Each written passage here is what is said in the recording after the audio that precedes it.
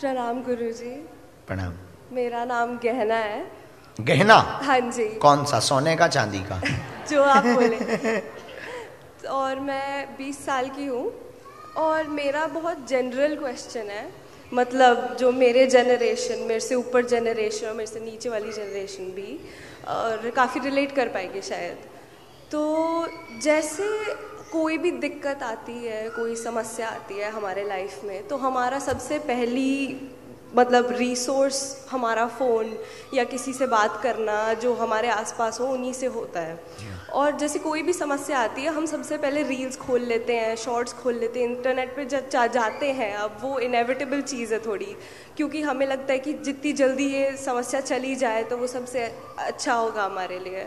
लेकिन सत्य और असत्य क्या है इनमें से ये फ़र्क जानना, क्योंकि काफ़ी सारे टोटके, काफ़ी चीज़ें लोग बताते हैं, वो करने चाहिए नहीं करने चाहिए, उनका नेगेटिव इन्फ्लुएंस तो ना हो जाए, कुछ अच्छा हो जाता है काफ़ी लोगों के लिए। तो ये फ़र्क जानना काफ़ी आई थिंक ज़रूरी है। तो आप प्लीज़ बताइए। हाँ, बहुत सुंदर प्रश्न है, ताली बजाओ इस बच्ची के लिए, बहुत सुंदर प्रश्न किया।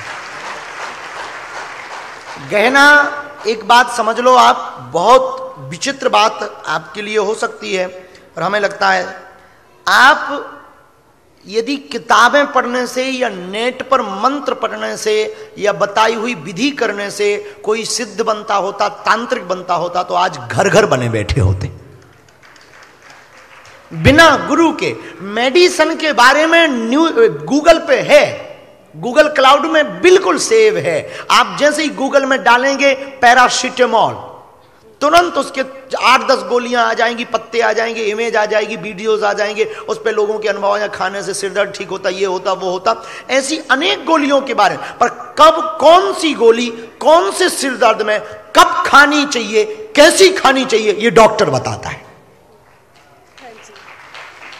इसलिए बहुत बार दवाइयां लेने से साइड इफेक्ट हो जाता, क्योंकि ये पता नहीं होता कि लिमिट क्या है खाने। एक व्यक्ति, एक बहुत उदाहरण से हम आपको समझाना चाह रहे हैं, थोड़ी बात बड़ी होगी और पर आपकी बात पूरी करेंगे। एक मशीन खराब हो गई तो बहुत से मैकेनिक आए, ठीक नहीं कर पाए, तो एक उसी में मजदूर काम करता था, वो बोला मैं ठीक कर सकता हूं, तो बोले ठीक कर दो। तो उसने एक हथौड़ा लिया, जोर से एक ठोका, मशीन स्टार्ट हो गई और उसने कहा लाओ निकालो 1000 पाउंड। तो मालिक बोला पागल है क्या, एक हथौड़ा मारने के 1000 पाउंड, पागल है क्या, 100 पाउंड ले ले, 50 पाउंड भी देना बड़ी बात नहीं है, 50 पाउंड ले ले, दिन भर की मजदूरी है, 100 पाउंड ले ले दिन भर की, एक हथौड़े के 1000। बोले नहीं, 100 पाउंड तो मुझे मजदूरी के हथौड़ा मारने के चाहिए, 900 पाउंड इस बात के चाहिए कि कहां मारना है। ये हथौड़ा तो तेरे पास भी है भाई, पर कहां ये मारना ये मुझे पता था, ये 900 पाउंड हमने उसके लिए। तो गुरु का होना इसीलिए जरूरी है कि कौन से मंत्र को किसको देना है, कितना जप करना है और कौन सा टोटका विधान। अध्यात्म देखो, अलग से बनाए हुए टोटकों पे नहीं हम कह सकते, पर वेदोक्त टोटका, शास्त्रोक्त टोटका, शास्त्रोक्त विधान, शास्त्रोक्त उपाय हमारे महापुरुषों ने, ऋषियों ने मनन करके, चिंतन करके, ध्यान करके, उनकी ध्यान अवस्था में जो उतरे हुए विधान हैं, उनको यदि कोई वास्तविक गुरु के द्वारा बताए हुए मार्ग से ठीक ठीक करेगा तो उसका फल भी ठीक ठीक आएगा। शुक्रिया गुरुजी। एक इसका उदाहरण भी हम देना चाह रहे हैं।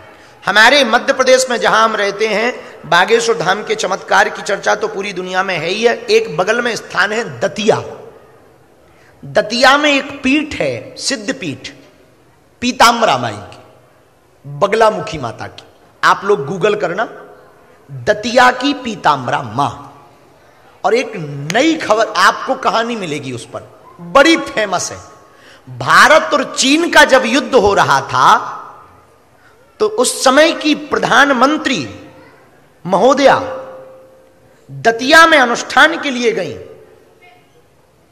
इंदिरा जी, और उन्होंने प्रार्थना की कि भारत नित्य हार रहा है, हालत बेकार है, बारूदों की कमी पड़ रही है और अब तो भगवती कोई उपाय करें। तो उस वक्त स्वामी जी ने संकल्प लेकर के पीताम्बरा मां का अनुष्ठान प्रारंभ किया राष्ट्र हित के लिए, और पीली सरसों अभिमंत्रित करके चीन की दिशा में फेंका था। आज भी गूगल पर वो स्टोरी डली हुई है। आधे से ज्यादा चीनी सैनिकों को पीलिया नामक रोग हुआ था। ये प्रभाव है मंत्र का। वो कहानी गूगल पे है, हम अपनी बात नहीं बता रहे हैं कि हम आध्यात्मिक इसलिए। तो सत्य क्या है, असत्य क्या, जो वेदोक्त है, जिस पर कई लोगों के अनुभव हैं, शास्त्रों में है, वो सत्य है। जो मनमुखी है, जो केवल लोगों के व्यूज कमाने के चक्कर में वीडियो डाल रहे हैं, उनका कोई प्रभाव ठीक ठाक नहीं होगा, वो असत्य है। सत्य तभी माना जाए जो वैज्ञानिक भी हो, आध्यात्मिक भी हो, वेदों में भी हो, और किसी प्रतिष्ठित गुरु के द्वारा कहा गया हो। महापुरुष की वाणी ही वेद की वाणी है। शुक्रिया गुरुजी, तो आपने पूछा था कि कौन सत्य माने कौन असत्य माने। जो बहुत प्रमाणित गुरु हो, जिस उसकी बात को सत्य माने, बाकी जी ठीक है। अब प्रमाणित अप्रमाणित पे हम बाद में बताएंगे। बैठो गहना, सोना चांदी का गहना। बड़ा गजब नाम रखा तुम्हारा। दुकान में जाते होगे तो स्वर्णकार कहता होगा गहना लोगे, तब तुम कहते होंगे हम खुद गहना हैं। और बिटिया तुम्हारी शादी हो तब तुम अपने परिवार वालों से कह देना गहना की जरूरत नहीं है। तुम्हारा भाई कहेगा गहना नहीं, हमारी बहना ही गहना है। बहुत सुंदर नाम है। चलो लास्ट क्वेश्चन। प्रिय जनों, इस कथा का अर्थ है साधारण से व्यक्ति को केवट जैसा भक्त गुरु बना देते। साधारण से व्यक्ति को जब केवट पर, ऐसे साधारण भक्त को केवट बना सकते महात्मा गुरु, हम लोग भी यदि गुरु के हो जाए ना, तो भगवान केवट जैसा नाव भी बनाए तो केवट के अगल बगल वाला नाव तो बना सकते हैं। इतने में ही काम चल जाएगा। बोलो सीताराम, जोर से बोलो, और जोर से बोलो, और जोर से बोलो। इसलिए हमने इन 2 दिनों की वार्ता में गुरु को स्थान पर रखा, गुरु को केंद्र पर रखा कि गुरु रूप में हनुमान जी को यदि हम मानेंगे, हनुमान जी के चेला होंगे। अच्छा, अब जिसका गुरु हनुमान जी हो जाए, कहानी बदल गई, काम ही हो गया। और जब हनुमान जी गुरु होंगे तो पूछेगा कोई किसके चेले हो, हनुमान जी के। हनुमान जी के? हाँ हनुमान जी। अच्छा हनुमान जी के? हाँ हनुमान जी के हैं। तुम्हारे गुरुजी कितने ताकतवर हैं? अनलिमिटेड। कोई लिमिट हो तो बताएं। अनलिमिटेड है। हनुमान जी में कितना बल है? रामदूत तुलित बल दामा अंजनी अतुलित बल है। अच्छा तुलसीदास जी बहुत चतुर हैं, उन्होंने कहा कि लिमिट क्या लिखें कि कितना कितना बल है, इसलिए उन्होंने लिख दिया अनलिमिटेड। अतुलित का मतलब होता अनलिमिटेड, पता ही नहीं कितना है, जब जितनी जरूरत उतना उतना। भाई एटीएम का कार्ड रखोगे तो उतने ही पैसे निकाल पाओगे जितने बैंक में होंगे, पर खुद का बैंक रखोगे झंझट खत्म। इसलिए गोस्वामी जी बहुत चतुर हैं, उन्होंने क्या लिखा? रामदूत अतुलित बल। अतुलनीय बल है। श्लोक में भी कहा अतुलित बल धामम है मुसैला देहम धनु जीवन कृशान ज्ञानिनाम सकल गुण निधानम वानराम रघुपति प्रिय भक्तम हनुमान जी में कितना बल है?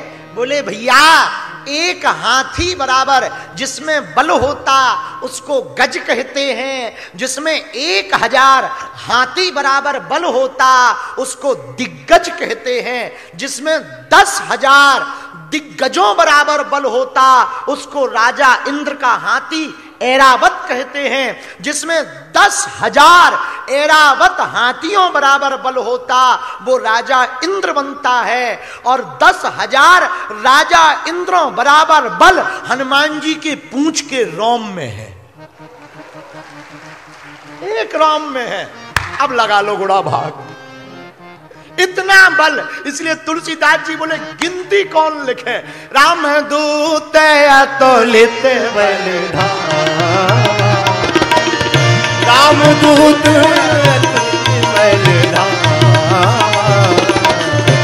अंजनी पुत्र पवन सुत नामा, अंजनी पुत्र पवन सुत नामा।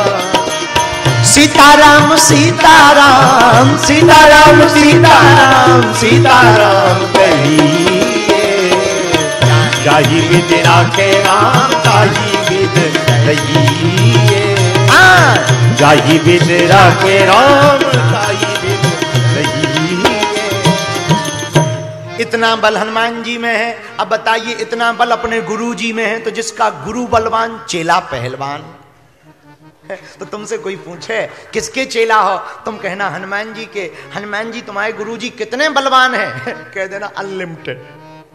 हाँ, अच्छा फिर कोई पूछे अच्छा आपके गुरुजी हनुमान जी हैं, तो हनुमान जी दिखते हैं? कह देना हाँ। अब वो पूछेंगे अच्छा था बताओ प्रमाण पत्र बताओ, क्योंकि जो ज्यादा पढ़ लिख लेते उनको खुजली ज्यादा हो जाती।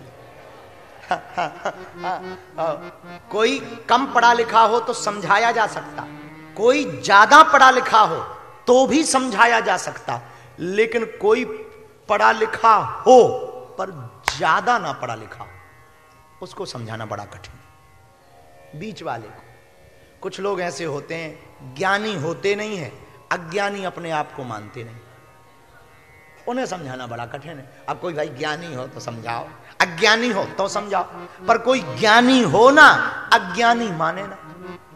अब एक अंधा आदमी मिला हमें, बोला हम नहीं मानते कि सूर्य होता है। अब बताओ, बोला हम नहीं मानते कि सूर्य होता है, तो पूरे गांव में हल्ला मच गया। वो इतना उल्टा आदमी था, बहुत उल्टा, हमारे ही गांव में आया, बोला हम नहीं मानते कि सूर्य होता है। अरे हम कहा होता है, बोले कहां होता है दिखा। अब अंधे को क्या दिखाओगे? तो किसी ने कहा तुम्हें दिखता ही नहीं, क्या दिखाएं? अच्छा बोले दिखा नहीं सकते, लो लो पकड़ाओ कैसा है। अब सूर्य को पकड़ने के लिए वैज्ञानिक नहीं पहुंच पाए, तो मैं कहां से पकड़ा दूं? हैं पकड़ा नहीं सकते, हमने जीभ निकाली, चखाओ कैसा है। पानी पूरी थोड़ी है जो चखाएं, लेकिन उल्टा आदमी मानने को तैयार ही नहीं। बोले दिखाओ, पकड़ाओ, चखाओ, और फिर नाक को कैसा है बताओ। अरे कोई इत्र थोड़ी है। तो हमारे पास गांव के आए, बोले ये आदमी बहुत उल्टा है, ये कहता सूर्य होता ही नहीं है, तुम लोग झूठ बोल रहे हो, सब पागल हो और सब झूठे हो। हमने कहा टेंशन ना लो। हमने उससे कहा सूर्य नहीं होता, हम मान रहे, तुम सही कह रहे। बोले हाँ अब पंडित जी तुम ठीक बोले। हमने कहा एक बात बताओ, छत होता है? बोले छत तो होता है। हम कहा दिन होता है? बोले दिन होता है। जून के महीने में बिना चप्पलों के हमने छत पे खड़ा कर दिया और 50 सेल्सियस था तापमान, और दरवाजे कर दिए बंद। भाई साहब पापड़ जैसे उखड़ गए।